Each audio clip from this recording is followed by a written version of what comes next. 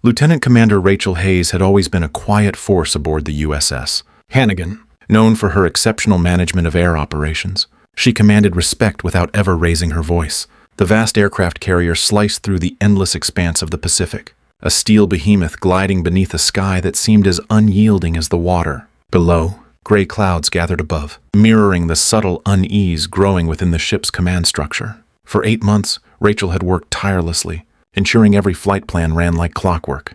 Despite the constant hum of activity, her demeanor remained composed, calm, almost detached from the chaos around her. Her mind never strayed far from the job at hand, double-checking schedules, reviewing maintenance logs, and overseeing her crew with a level of precision that could only come from years of experience.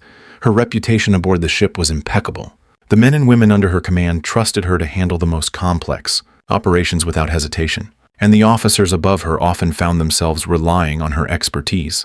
Yet, there was something stirring in the air lately, something Rachel couldn't quite put her finger on. The first hint came during a routine briefing in the ready room. The room, usually filled with the chatter of officers preparing for their next tasks, had fallen strangely silent. It was as if an unseen weight had descended, heavy and oppressive, and it settled around the table like a storm on the horizon. Rachel had sensed it long before the meeting began. The tension was palpable, hovering in the air like a lingering scent that wouldn't dissipate. Commander Marcus Webb had made his entrance, his uniform impeccably pressed, his gaze sharp and calculating. He moved with the confident air of someone who had always been in control, and for the most part, Webb's presence had never bothered Rachel before. But today, his sharp eyes seemed to focus on her more than usual, sizing her up, as if she were a puzzle he had yet to solve. The briefing began with an announcement that seemed harmless at first. Webb's voice carried through the room, sharp and commanding. "Air operations will now require additional approval layers," he declared, his words ringing with authority. "Every flight plan must cross my desk personally before execution." It was a subtle change, but one that immediately caught Rachel's attention. Her mind began to race as she processed the implications of this new rule. It would create delays. It would disrupt the carefully coordinated schedules. And most troubling of all, it felt unnecessary, designed more to assert control than to solve any real problem. Rachel raised her hand, her voice steady but firm. "Sir, that will create significant delays in our response times. The current protocols already ensure proper safety and effectiveness." Her words hung in the air, as if waiting for Webb's reaction. The room held its breath, but Webb didn't flinch. His eyes met hers, cold and unblinking. "Did I ask for input?" His voice cut through the tension like a blade. "New regulations are not up for debate." The silence that followed was thick and heavy, pregnant with unspoken animosity. Rachel nodded once, a small gesture of compliance, but she could feel the growing unease in her chest. She maintained her composure, but inside, a quiet storm was beginning to churn. Webb's new requirements didn't make sense. They served no operational purpose and, more importantly, seemed designed to undermine the work she had built. Her flawless record, her meticulous attention to detail, and her calm leadership had made her a cornerstone of air operations aboard the Hannigan. Yet, in one simple decree, Webb had signaled that all of that counted for nothing. Competence, it seemed, was no longer valued.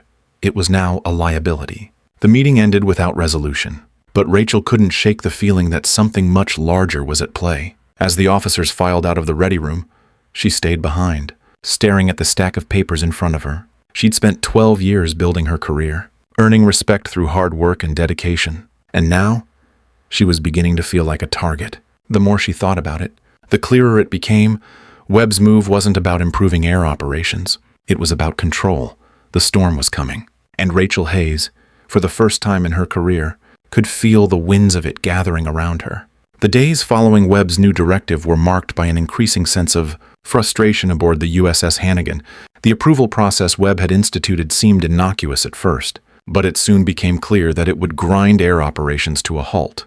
Rachel, ever the professional, immediately saw the operational nightmare it would cause. Each flight plan, each mission that had once been executed swiftly and efficiently, was now subject to Webb's approval. As the delays mounted, Rachel's confidence in the system she had built began to waver, replaced by a creeping sense of dread. Her team, which had once worked like a well-oiled machine, was now stifled by the bureaucratic maze Webb had created. Every flight schedule was delayed as Webb's new protocols demanded his signature on every piece of paperwork. Pilots were left waiting for hours, and maintenance crews were forced to adjust their work to accommodate the unexpected pauses. The ripple effect of Webb's changes spread throughout the ship, causing tension and confusion. The meticulous systems Rachel had put in place, systems that had ensured the safety and efficiency of the fleet, were now crumbling under the weight of unnecessary red tape. Rachel tried to maintain her composure as the days dragged on. She had always prided herself on being solution-oriented, but the more she tried to address the chaos, the more she encountered resistance. Webb's directives were clear, no exceptions. Every plan, every decision, no matter how small, needed his approval. Rachel understood the importance of proper oversight, but this was something else entirely. This was a power grab, a deliberate attempt to undermine her authority and create inefficiency for the sake of control. It was during one of their routine meetings that Rachel finally decided to voice her concerns. She had spent the past week quietly watching the system falter under Webb's new rules, and she could no longer stay silent. She took a deep breath, raised her hand, and addressed Webb directly. "Commander, the delays caused by these new regulations are compromising our ability to respond to threats. We've always had an efficient system in place, and now we're facing operational delays that could cost us time in an emergency." Webb's reaction was swift and dismissive, his eyes, cold and calculating, fixed on her with an almost predatory intensity. "Did I ask for your input?" he shot back, his voice sharp and cutting. "The new regulations are non-negotiable. Lieutenant Commander, if you think you can do better, feel free to try. But until then, follow the orders." The room went silent as his words echoed off the walls. Rachel held his gaze, her resolve hardening, but the unease within her only deepened. Rachel's professional demeanor remained intact, but her frustration was palpable. She knew that Webb's decisions weren't just inefficient, they were dangerous. His willingness to ignore the practical realities of air operations was going to have consequences, but there was little she could do to change his mind. She had always prided herself on her ability to fix problems, to lead with logic and experience, but now she was stuck, unable to fight back without risking her career. Every part of her wanted to argue, to force him to see reason, but she knew better than to challenge Webb directly. He was a man who held power, and he would wield it ruthlessly. In the days that followed, Rachel found herself working longer hours than ever before, trying to maintain some semblance of order within the chaos Webb had created.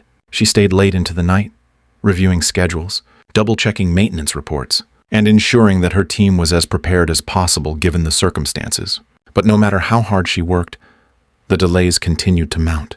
It felt as though the very foundation of her work was being eroded, piece by piece, under Webb's watchful eye. Her growing frustration turned into quiet defiance. Rachel knew that the longer she followed these misguided orders, the more the mission would suffer. Yet, she also knew that challenging Webb would only invite further scrutiny. She was trapped in a web of bureaucracy that had been woven by a man too, focused on power to see the bigger picture. But as each day passed, the sense of inevitability weighed heavier on her. She could already see the cracks in the system, the ripple effect of Webb's decisions causing problems that would be hard to fix. But for now, she had no choice but to continue, even as the storm she could feel brewing in the command structure seemed to grow closer with each passing day. Rachel's world had always been one of structure, precision, and purpose. But now, all of that was slipping through her fingers. The frustration was building, and with every delay, with every new obstacle Webb put in her path, she began to feel the weight of his actions pressing down on her. She could sense that something was coming, something bigger than a simple bureaucratic mess. The first crack had appeared, and soon the dam would break. The hangar was quiet at this hour, the usual clamor of aircraft maintenance replaced by the soft hum of the lights overhead. Rachel stood alone, hunched over a series of avionics reports, her eyes scanning the numbers with laser focus. She had always been able to tune out distractions, even when the world around her was falling apart. But tonight, the weight of the past few days hung heavy on her shoulders. Webb's new regulations were causing more delays, and she knew it wouldn't be long before the effects became too obvious to ignore. She felt a presence before she saw him. The subtle shift in the air, the shift in energy, made her look up. There, in the doorway, stood Commander Marcus Webb, his shadow stretching across the floor. He wasn't supposed to be here at this hour. Rachel had already spent a long day ensuring the ship was operational, and now she just wanted to finish her work and get some rest.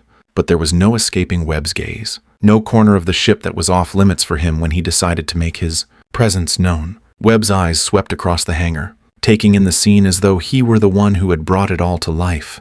He stepped inside, his polished boots clicking on the concrete floor. and Rachel could already feel the weight of his judgment bearing down on her. Working late again, Hayes, his voice, though smooth, carried an undertone of something more menacing. "Just reviewing the avionics reports, sir," Rachel responded, keeping her tone even. She wasn't going to let him provoke her. She never had before, and she wasn't about to start now. "Ensuring flight readiness. I assume," Webb's words were carefully measured, like he was trying to read between the lines of her every action. "Funny. I don't see any immediate flights scheduled for tomorrow." His words felt like a jab, and Rachel could sense the hidden meaning. Webb was insinuating that her dedication to the job was somehow misplaced, that her efforts were unnecessary. Rachel stood tall, maintaining her composure. "The maintenance logs are detailed, and we can't afford to miss a beat," she said, her voice firm. "Our operational readiness is everything, sir, even if it's not always visible in the short term. The preparations now will ensure we're ready when it counts." Webb's lips curled into a thin, humorless smile. "Of course. Hayes, you've always been so diligent." His eyes narrowed, and Rachel could feel the shift in the air, the way his gaze lingered just a moment too long. But let's be honest here," he continued, his voice dropping a notch. "You're not here just to ensure the systems are functioning, are you? You're here to maintain control. Your competence. Well, it's starting to make people uncomfortable." Rachel's stomach tightened, but she didn't flinch. She had faced much worse in her career and never let it shake her. Webb wasn't going to break her now. "I'm here to do my job, sir. Nothing more, nothing less." She kept her tone steady. Even though the words tasted bitter on her tongue, she could feel the unspoken challenge in his words, the insinuation that her competence was a threat rather than an asset. Webb stepped closer, closing the space between them. His presence was overpowering now, his every word dripping with condescension. "You know, Hayes, some people understand the importance of loyalty. Others," he paused, his eyes locking onto hers with a glint of something darker, "think they know better than their superiors. That's dangerous. Don't you think?" Rachel kept her gaze steady, her back straight. She could feel the heat of his proximity, but she refused to let it rattle her. "I follow orders, sir. That's what I do. I'm here to serve the mission, not play politics." Webb's smile never reached his eyes. He tilted his head slightly, as if studying her, his voice lowering even more. "Is that so? I'm sure the crew sees it that way. But you and I both know that being too good at what you do, well, that makes people question your loyalty. Doesn't it?" He leaned in just a fraction closer, as if the space between them were a challenge. "After all, competence like yours, it can look like insubordination to some." The words hit harder than any physical blow could have. Webb wasn't just questioning her skills, he was attacking her very character, implying that her dedication was somehow disloyal. Rachel's heart pounded in her chest, but she kept her breath steady, refusing to let him see any vulnerability. "I'm focused on mission success, sir," she said, her voice unwavering. "That's always been my priority." Webb's eyes flickered with something like amusement, but there was no warmth in it. "Mission success," he repeated, as if the words were foreign on his tongue. "Interesting perspective from someone who questions every decision I make." His tone was light, but Rachel could feel the venom beneath it. He was setting a trap, and she knew it. Any response would be twisted into something she couldn't defend. Rachel chose her words carefully. "I don't question your decisions, sir. I just think there's a better way to get things done." She wasn't about to back down, but she also wasn't going to escalate the situation further. She knew where that road led, and it wasn't a place she was willing to go. Webb's smile remained, but it was colder now, more calculated. "We'll see about that, Lieutenant Commander," he said, his voice laced with a thinly veiled threat. "We'll see." He turned and walked toward the door, his boots clicking sharply against the hangar floor. As Webb's figure disappeared into the shadows of the hallway, Rachel's breath finally escaped in a long, quiet exhale. Her heart was still racing, but she refused to let him see how much he had affected her. She had kept her composure, but the conversation had changed something in her. Webb had made it clear her competence, her integrity. They were threats to him, and he would stop at nothing to break her. Rachel stood there, in the quiet of the hangar, alone with her thoughts. The stakes had just been raised, and she had a sinking feeling that this was only the beginning. She was no longer just fighting to do her job. She was fighting for her career, her reputation, and the mission itself. And she wasn't going to let Webb win. Rachel's suspicions grew as the days passed. The subtle signs were starting to add up, murmurs in the hallways, uneasy glances exchanged by the officers, and, most troubling of all, the increasing number of whispers about her performance. What had once been a well-oiled machine was now beginning to falter. She could feel the pressure mounting, but at first, she couldn't put her finger on why. Everything seemed normal on the surface. Yet, there was an undeniable shift in the atmosphere aboard the USS Hannigan. Rachel had spent years building trust and credibility with the crew, but now, even the smallest decision felt under scrutiny. The first inkling of something more sinister came when Chief Petty Officer David Martinez approached her one morning after a routine check. His face was drawn, his eyes clouded with concern. "Ma'am, have you heard the rumors?" he asked quietly. Glancing around to make sure no one was listening, Rachel's stomach tightened, and she instinctively checked the hallway. She didn't like where this was heading. "What rumors?" she asked, her voice steady but laced with an underlying tension. Martinez hesitated, then leaned in slightly. "There's been talk in the mess. Some of the junior officers, they're saying you've been cutting corners, bypassing protocols to meet deadlines. They're saying you've put the crew at risk." Rachel's blood ran cold, her mind racing as she processed the words. She had worked tirelessly to ensure every operation was smooth and safe. Every report was reviewed meticulously. The very idea that someone would accuse her of compromising safety was unfathomable. She forced herself to stay calm. "Who's spreading these rumors?" she asked, her voice low. Martinez shifted uncomfortably. "I don't know, ma'am, but the captain's already been briefed. Webb's got some of the officers on his side. They're building a case." Rachel could feel her pulse quicken. Webb had been planting the seeds, and now they were growing into something dangerous. The thought of her reputation being torn apart by lies was almost too much to bear. But she couldn't let herself show how shaken she felt. "I'll handle it," she said firmly, her tone resolute. As she walked away from Martinez, Rachel's mind began to race. She knew Webb had been gunning for her, but this felt different. This was no longer just a matter of petty power struggles or personal vendettas. Webb had been building a case against her, one based on lies and hearsay. The realization settled over her like a dark cloud. She was no longer just fighting for control of air operations. She was fighting for her career, her honor, and her integrity. Rachel spent the next few days gathering information. She carefully reviewed the reports she had submitted, the schedules she had approved, and the logs that documented every operation. Everything was in order. Her procedures had always been thorough. There was no evidence to support the rumors. But despite her flawless record, the whispers continued. Rachel knew that facts and evidence wouldn't be enough to silence the rumors. Now, Webb had carefully crafted his story, using insinuation and hearsay to make her look guilty in the eyes of the crew. The more Rachel thought about it, the more she realized how methodical Webb's plan had been. His first move had been to implement the new regulations, creating a bureaucratic nightmare that would make her seem ineffective. When the inevitable delays started to happen, Webb had pounced, spreading stories that the air operations team was poorly managed, that Rachel's leadership was lacking. He had used the delays as fuel for the fire, twisting the truth until it suited his narrative. But it didn't stop there. Webb had gone further, speaking to officers behind closed doors, casting doubt on Rachel's judgment and questioning her loyalty. Rachel felt increasingly isolated. As she walked through the corridors, the once friendly faces of her crew seemed to avoid eye contact. The crew she had trained, the men and women she had spent countless hours working alongside, now seemed to look at her with suspicion. Every glance, every moment of silence felt like a betrayal. It was as if Webb's lies had infected the entire ship, and now even her closest allies were questioning her. Rachel's heart ached as she realized how deeply Webb's influence had seeped into the command structure. The situation was growing more dangerous by the day. The rumors were no longer just whispers. They were becoming official reports, part of a broader narrative Webb was constructing. And now, Rachel was on the defensive, struggling to hold on to her place aboard the USS Hannigan. She was no longer sure who she could trust. The officers who had once been her colleagues, who had respected her and her work, were now potential witnesses to the lies being spread about her. Even Martinez, despite his support, was beginning to show signs of doubt, torn between loyalty and fear of Webb's growing power. Rachel had always prided herself on her ability to remain composed under pressure. But now, that composure was slipping.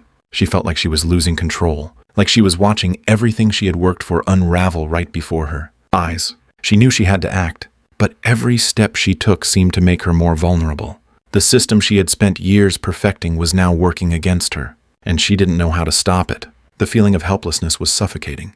But in the midst of her growing frustration and sense of betrayal, One thing became clear to Rachel: she wasn't going to go down without a fight. She would find a way to expose Webb's lies, to clear her name. No matter how deep the conspiracy ran, no matter how isolated she became, she would stand her ground. The truth was on her side, and as long as she had that, she had a fighting chance. Her mind made up, Rachel began to plan. She would need to be careful. Webb had already proven that he would stop at nothing to destroy her, but Rachel was determined. She wouldn't let him. Not without a fight. The battle for her career had only just begun. The summons came without warning, and Rachel's heart sank when she read the words. It was from Captain Harrison. She was to report to his office immediately. The words felt like a punch to her gut. She had known something was coming, but nothing could have prepared her for this. She had hoped it was all just a misunderstanding, a series of unfortunate events that would soon blow over. But now, it was clear Webb's scheme had escalated, and her worst fears were coming to fruition. As she walked to Harrison's office, her mind raced. She couldn't shake the images of the reports Webb had circulated about, her fabricated evidence of safety violations, claims that she had bypassed protocols to meet unrealistic deadlines. The accusations were absurd. Rachel had spent her career ensuring that everything was done by the book. Her record was spotless, her reputation unblemished, and yet, here she was, facing charges that she had never even come close to committing. When she entered Harrison's office, the atmosphere was thick with tension. The captain was sitting behind his desk, a folder open in front of him. Webb was standing by the window, his arms crossed and a look of quiet satisfaction on his face. Rachel's stomach churned as she saw him, the man responsible for her current plight. His eyes locked onto hers, a cold smile playing at the corners of his mouth. Harrison motioned for Rachel to sit. His expression was neutral, but there was a tightness to his jaw that she hadn't seen before. "Lieutenant Commander Hayes," he began, his voice steady but tinged with something she couldn't quite place.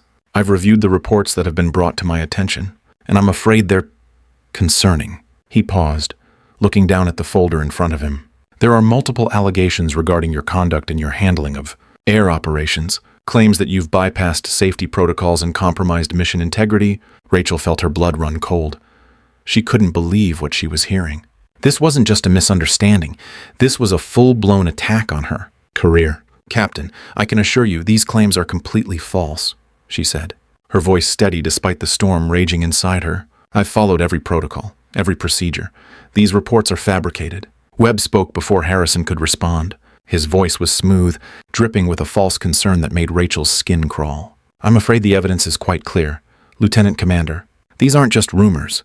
We've had multiple reports from officers in your department." He looked at her with a knowing, almost predatory gaze. "I'm sure you understand how damaging this can be. The integrity of air operations is critical, and if there's even a hint that it's being compromised, it's something we can't ignore." Rachel's fists clenched at her sides. The lies were being presented as fact, and there was nothing she could do to fight back. The walls were closing in, and she could feel the weight of the injustice pressing down on her. She knew she had to remain calm, that she had to clear her name, but the humiliation, the betrayal, was overwhelming. She was being made to look like a criminal, and there was no way to prove her innocence when the lies had already been so carefully woven. She fought to keep her voice even. "I've always put the mission first, sir. I've dedicated my career to ensuring the safety of this ship and its crew. You know that?" She paused, trying to steady her breathing. "If there's anything in the reports that contradicts that, it's because someone has lied about me. Webb knows that too." Webb's expression didn't change, but his smile widened just slightly. Rachel couldn't tell if it was out of satisfaction or something darker. Harrison, on the other hand, didn't seem as convinced. He shuffled through the folder, looking over the so-called evidence with furrowed brows. The silence stretched on for what felt like an eternity. Rachel's hands were shaking, but she refused to show it. This was not how it was supposed to end. She had worked too hard for this. Her career, her integrity, everything was on the line. "Rachel, I need you to understand," Harrison said slowly, his voice colder now. "These are serious allegations, and given the weight of the evidence, I'm placing you under administrative review pending a full investigation. You're being restricted to quarters until further notice. You'll still be required to attend the mandatory briefings, but you won't be allowed to engage in any operations until this is cleared up." The words hit Rachel like a physical blow. Administrative review meant suspension. It meant that, for all her hard work and sacrifice, she was now being treated like a criminal. It was as if the system she had dedicated her life to had turned its back on her, and there was no one left to turn to. She felt sick to her stomach, but she didn't let it show. She would not give Webb the satisfaction of seeing her break. She stood up, her voice tight but resolute. "I request the opportunity to present evidence in my defense," she said, keeping her eyes on Harrison. Webb's smile never wavered. "You'll have that opportunity, Lieutenant Commander." Through the proper channels, he said, his words dismissive. Rachel walked out of the office with her head held high.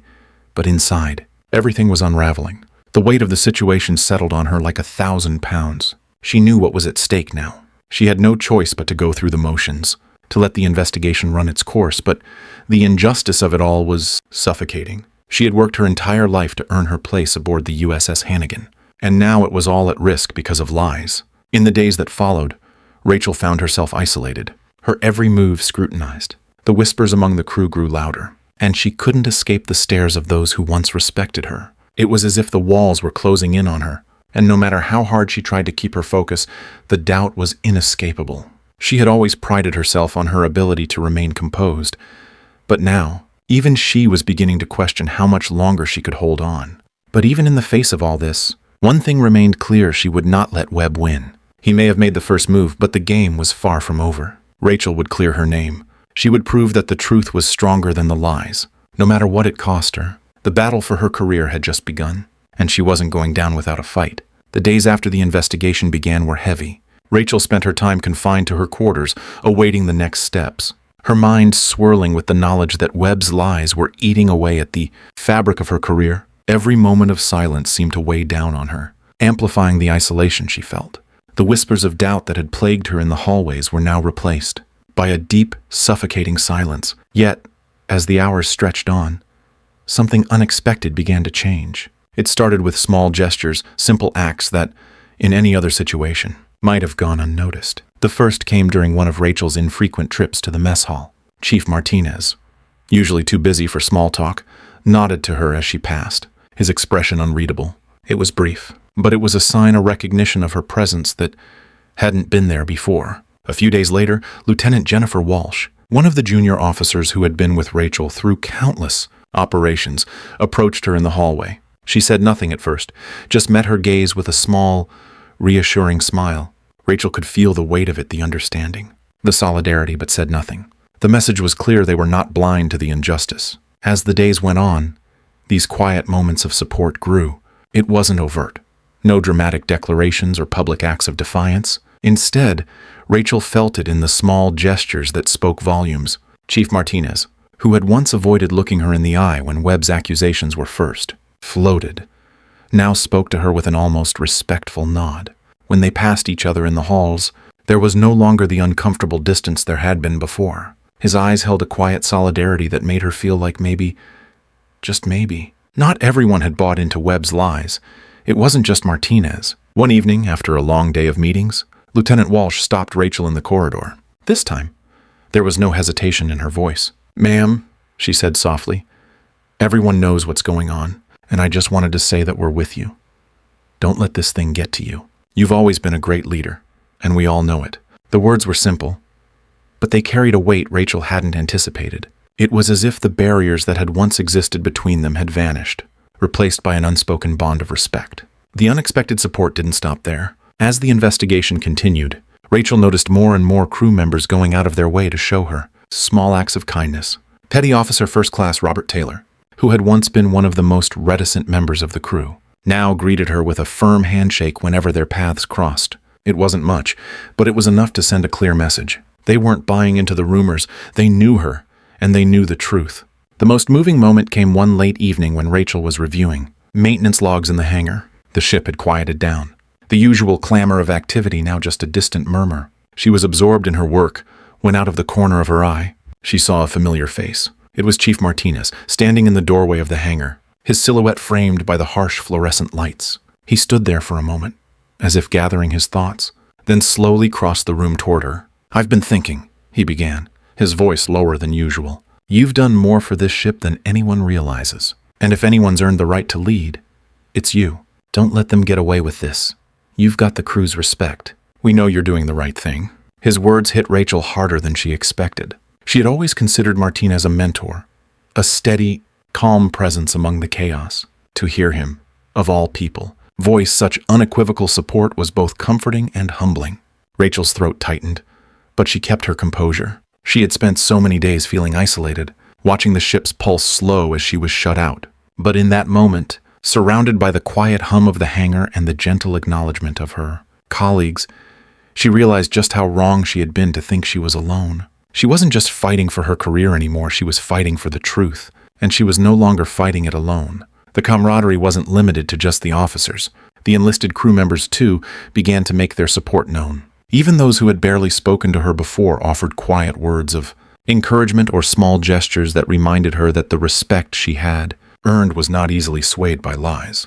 Petty Officer Johnson, one of the young technicians she had mentored during her early years aboard, the Hannigan, stopped her in the corridor one morning with a simple but sincere, "We've got your back, ma'am. Don't forget that." It was a statement so basic, so simple, yet it carried the weight of 1,000 unspoken words. Rachel was no longer facing the uncertainty of her situation alone. As the investigation dragged on, it became clear to her that the lies Webb had sown were starting to unravel. With each new act of solidarity from the crew, Rachel found a renewed strength. These were the people who knew her, who understood her, and they would not let her be swept away by the lies of a man too concerned with power to see the truth. The more Rachel reflected on the support she was receiving, the more she felt her resolve solidify. Webb might have had the power to make accusations, but he didn't have the loyalty of the people who mattered most. The truth was on her side, and the strength of those who had stood with her was becoming a force greater than any false report Webb could fabricate. As she walked through the corridors, greeted by familiar faces offering nothing but support, Rachel knew she was no longer just a lone officer trying to clear her name. She was a symbol of something much bigger: the truth, integrity, and the loyalty of a crew that would stand by their own no matter what. With this newfound strength, Rachel began to understand that she had already won. Even before the official investigation concluded, she had earned the respect of the crew not through authority, but through her commitment to them, to their safety, and to the mission. And in the face of Webb's lies, it was the loyalty of those who knew her that would ultimately prove to be the most powerful weapon. The days stretched on, each one heavier than the last as the investigation into Rachel's conduct continued. The weight of the false accusations bore down on her. But there was something else stirring in the air, a quiet, almost imperceptible shift in the mood aboard the USS Hannigan. The solidarity Rachel had started to feel from her fellow officers had begun to spread across the entire fleet, and with it, a sense of unity began to take shape. It started small, like a ripple in calm water, but it quickly grew, gathering momentum as more and more crew members stood by her side. Webb's lies had tried to divide them, to tear apart the integrity of the ship, but now, something greater than the manipulation of one man was emerging. Rachel was walking through the flight deck one morning when she noticed the first subtle change. A small gesture, almost a non-event, but to Rachel, it was a sign. As she passed by Lieutenant Commander Rodriguez, he gave her a brief nod, just a slight acknowledgement. But it carried more weight than any words could. It wasn't the sort of thing one would notice unless they were looking for it. But Rachel wasn't blind. She had felt the shift before, and now, it was happening all around her. Within the next few days, other officers began making their quiet statements. Chief Martinez, who had long been a steady, reliable presence in the hangar, stopped Rachel on the flight deck one morning. Without a word, he handed her a folder containing detailed maintenance reports. But there was something different in the way he looked at her. Respect, loyalty, and a quiet defiance that had not been there before. It was as though he was silently saying he believed her, that he was with her, no matter what. But it wasn't just the officers. The enlisted crew members, too, began to show their support. Petty Officer Johnson, a young technician who had always kept his distance, offered Rachel a firm handshake one afternoon as they passed in the hallway. "Hang in there, ma'am," he said, his voice low but filled with conviction. It was a small gesture, a quiet statement, but it sent a powerful message. The crew had begun to recognize the injustice, and they were starting to push back, in their own way, against Webb's corruption. The next morning, something truly remarkable happened. Rachel was standing on the bridge, watching the sunrise break through the clouds over the Pacific. When the call came through, the fleet was about to undergo a coordinated tactical maneuver. The ships in the strike group were shifting course. At first, it seemed like a routine course correction. But then Rachel noticed something odd. The USS Fitzgerald, positioned 2 miles northwest of the Hannigan, was adjusting its heading in a subtle but unmistakable way. A slight deviation, but enough to catch the attention of anyone who knew the fleet's operational patterns. Rachel's heart skipped a beat. As the minutes ticked by, she noticed other ships in the strike group following suit. The USS Ross, the USS Porter, the USS Carney one by one. Each ship made a slight adjustment, aligning themselves toward the Hannigan. It wasn't a command. No official order had been given. No tactical reason could explain the maneuver. It was deliberate, and it was unmistakable. The fleet, in a quiet but powerful show of unity, had positioned itself in a formation that could only be interpreted as one. Solidarity with Rachel. On the bridge of the USS Hannigan, Commander Webb's reaction was one of confusion. He had been watching the tactical displays, his eyes scanning the readouts as he muttered to himself. The ships were not responding to any official orders, but they were adjusting their positions in a way that was hard to ignore. "Sir," the tactical officer said, his voice filled with concern, "Fitzgerald and the rest of the strike group are changing course. It's not a scheduled maneuver." Webb's face flushed with anger as he stared at the display.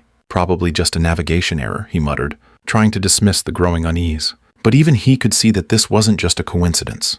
The fleet's movements were deliberate, coordinated, and had one unmistakable message: they were standing together, and they were not going to let Webb's lies tear them apart. As the ships continued to adjust their positions, the message spread like wildfire. It wasn't long before the entire strike group had shifted course, positioning themselves in a formation that clearly faced toward the Hannigan. The movement was subtle but powerful. It wasn't a direct confrontation, but it didn't need to be. The message was clear: the fleet was standing by Rachel, and Webb's attempt to destroy her would not go unchallenged. On the bridge of the Hannigan, Commander Pierce looked at Webb with growing alarm. "Sir," she said, her voice tight, "we've received no communications from Fleet Command. There's no reason for this maneuver." "Why are they adjusting course?" Webb's face grew pale, and for the first time, a hint of uncertainty crept into his voice. "Monitor the situation," he ordered, but his voice lacked its usual confidence. The fleet's response was not just a challenge to his authority. It was a direct judgment on his actions. The ships in the formation, once loyal to him, were now demonstrating a quiet but undeniable rejection of his corruption. In the communication center, Chief Radio Man Patricia Kim frantically checked the message logs. There were no tactical directives explaining the fleet's maneuver. "Sir," she reported to Commander Pierce, her voice tinged with confusion, "there are no communications coming through. No operational orders. No weather advisories.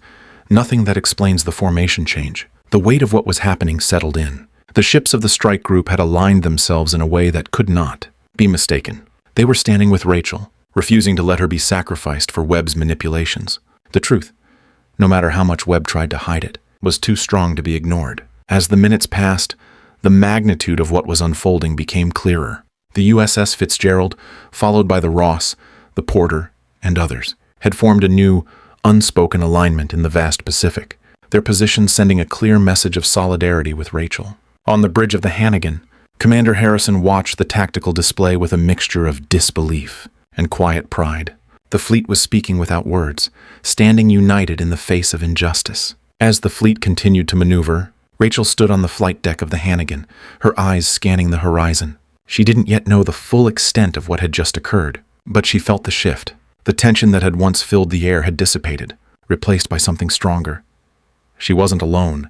The fleet had just shown her that the truth was more powerful than any lie. Webb could tell. In the coming days, the ripple effect of the fleet's gesture would spread throughout the Navy, a silent but powerful testament to the strength of unity and integrity. Webb's lies were crumbling, and Rachel's name was being cleared not just by her own efforts, but by the collective will of those who stood with her. The fleet had spoken, and the truth could no longer be denied. The day Rachel had been waiting for had finally come. The official word arrived: all charges against her were dropped. The fabricated accusations, the lies spun by Webb, had been thoroughly discredited. The truth had prevailed. The relief that washed over Rachel was overwhelming, a wave of emotion she hadn't expected to feel so strongly. She had fought for so long, battling the weight of falsehoods and the silent pressure of an unjust system. And now, at last, she was free. As she walked through the halls of the USS Hannigan, the ship she had always called home, the reality of her reinstatement began to sink in. She wasn't just walking back onto the ship as an officer. She was walking back as a symbol of integrity, of resilience, and of the unwavering strength that comes when the truth is finally acknowledged. She had been tested to her limits, but now she stood tall, vindicated. Her return to the ship wasn't a quiet affair. As soon as Rachel stepped onto the flight deck, she was greeted by a chorus of cheers. The officers, the enlisted crew, all stood together, their applause ringing out across the deck. There was no hesitating, no awkwardness in their gestures. This wasn't just a return, it was a celebration of what Rachel had stood for. The crew had seen the truth all along, and now they were showing it, loud and clear. The ship, once silent and filled with doubt, was alive with pride. Chief Martinez was the first to step forward, offering Rachel a firm handshake, his face beaming with respect. "Welcome back, ma'am," he said, his voice thick with emotion. Rachel met his gaze, and for the first time in months, she felt the weight of the injustice lift from her shoulders. There was no more fighting, no more defending herself.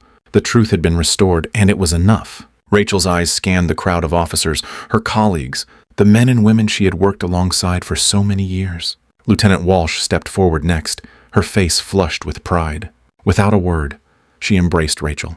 A simple yet powerful gesture that spoke volumes. It wasn't just the reinstatement of Rachel's career they were celebrating, it was the triumph of integrity over the corruption that had nearly destroyed it. As Rachel made her way further into the ship, she could see the unity in the crew's eyes. Every officer, every enlisted member, had witnessed the injustice that had nearly cost her everything.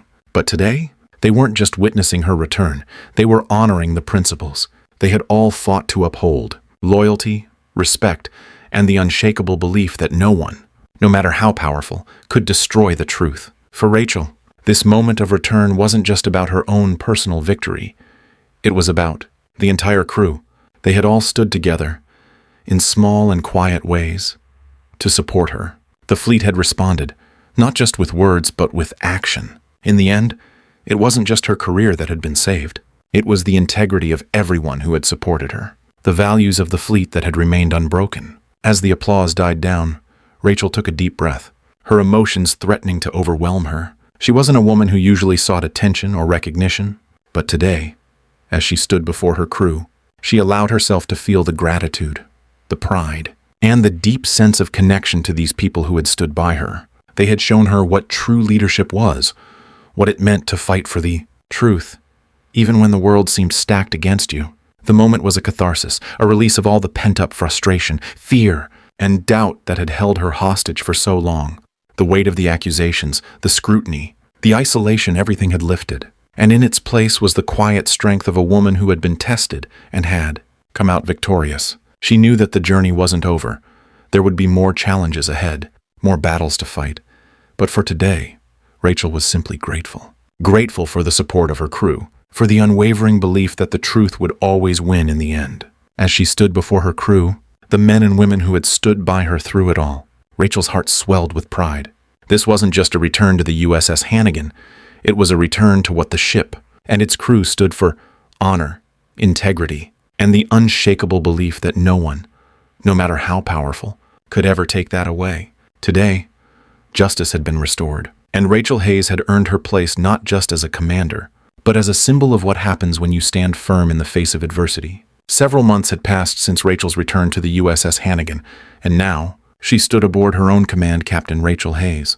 The transition had been swift. Her reinstatement not just a personal victory, but a triumph of integrity that had been recognized across the fleet as she walked through the hallways of the USS Vigilant, the newly commissioned guided missile destroyer that was now her responsibility. She reflected on everything she had been through.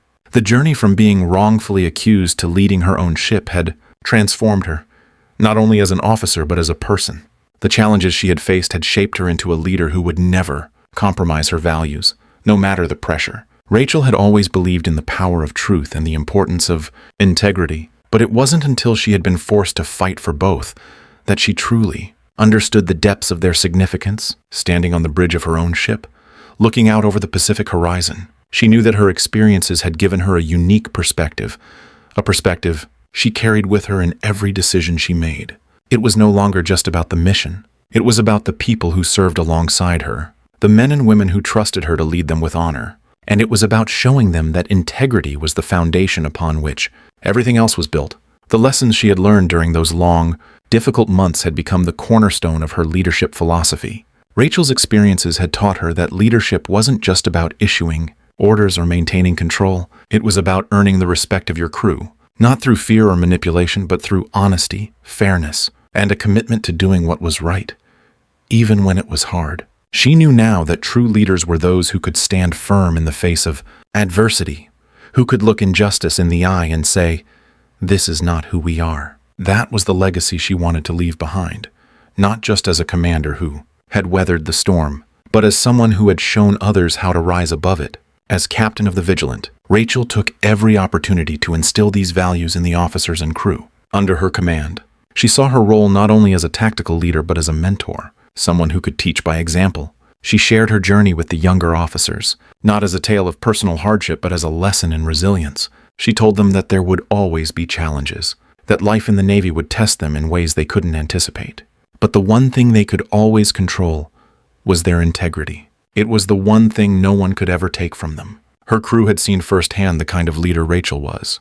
They saw the quiet strength with which she had faced the accusations, the dignity with which she had carried herself, and the unwavering commitment she had to ensuring that the truth prevailed. And they respected her for it. The crew of the Vigilant had already begun to mirror the example she set.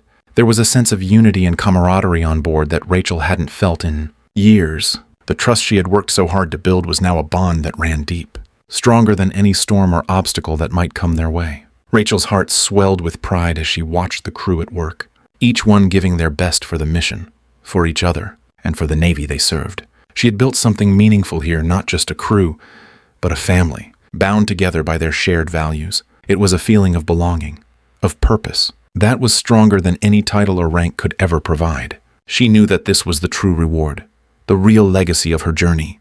It wasn't just about clearing her name or being reinstated to her rightful position. It was about what she could now offer to those who followed her. As she stood at the helm of the Vigilant, gazing out at the endless expanse of the ocean, Rachel felt a sense of peace she had never known before. She had faced the darkest moments of her career, moments when everything she had worked for seemed on the verge of slipping away. But now, she understood that those trials had made her stronger, had made her the kind of leader who could face anything with unwavering resolve, and more than that, they had given her the opportunity to teach others how to rise above, how to hold on to what truly mattered, no matter the storm.